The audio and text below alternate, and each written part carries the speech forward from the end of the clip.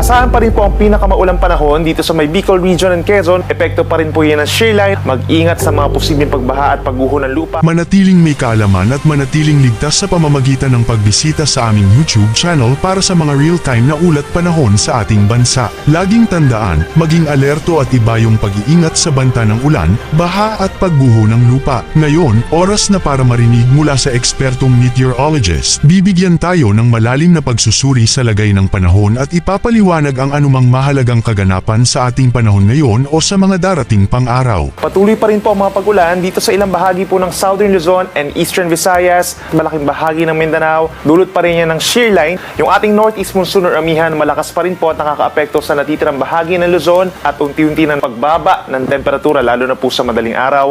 Sa natitirang bahagi po ng Visayas, pinakang uulanin dulot ng shear line. Itong buong Eastern Visayas, asahan yung malalakas na mga pag-ulan at mga thunderstorms na maaaring magdulot ng mga pagbaha at pagguho ng lupa. But for the rest of Visayas, central portion, itong Negros provinces, mataas na tsansa rin po ng mga pulu-pulong ulan, lalo na sa may Northern Negros and Northern Cebu.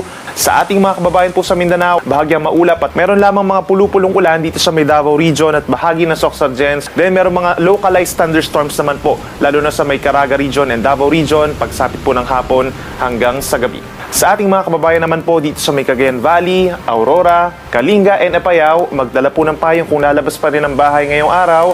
Asahan pa rin po ang pinakamaulang panahon dito sa may Bicol Region and Quezon. Epekto pa rin po yan ng shear line. Mag-ingat sa mga posibleng pagbaha at pagguho ng lupa kung magpapatuloy ang malakas na mga pag-ulan doon.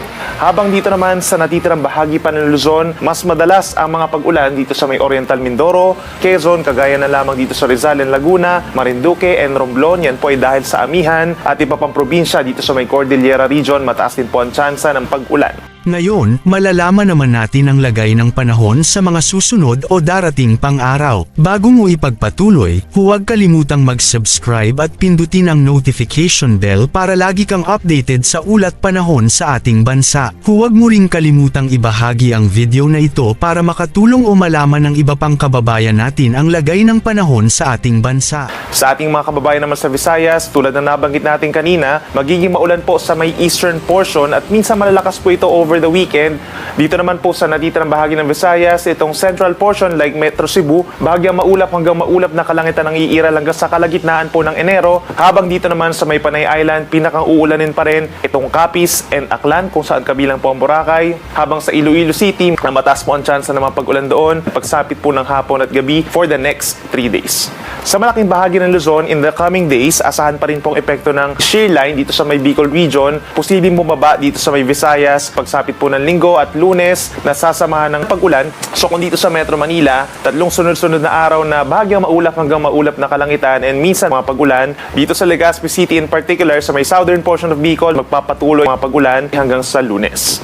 Panghuli sa ating mga kababayan po sa Mindanao, bababa pa yung shear line po pagsapit po ng Linggo at Lunes. Magkakaroon na ng mga pag-ulan itong Caraga Region and Davao Region and posible pagsapit po ng Lunes. Bahagi na rin po ng Northern Mindanao Region ay magkakaroon din ng mga pag-ulan doon. Mag-ingat po sa mga banta ng baha at landslides.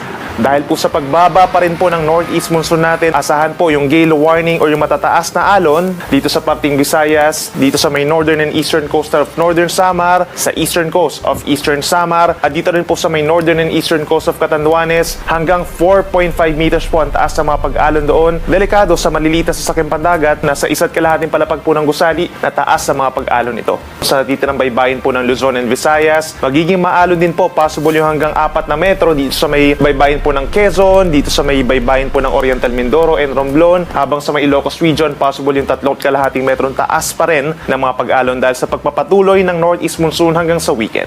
Yan muna ang ating weather update ngayon. Sana ay nakita ninyo ang broadcast na ito na nagbibigay kaalaman at kapaki-pakinabang. Maraming salamat sa DOST Pag-asa sa pagbabahagi ng kanilang mahalagang insight o ulat panahon. Samahan kami sa susunod para sa higit pang mga weather update sa ating bansa at manatiling nakatutok sa weather update ng bansa at huwag kalimutan i-share at mag-subscribe na rin. Mabuhay ang Pilipinas!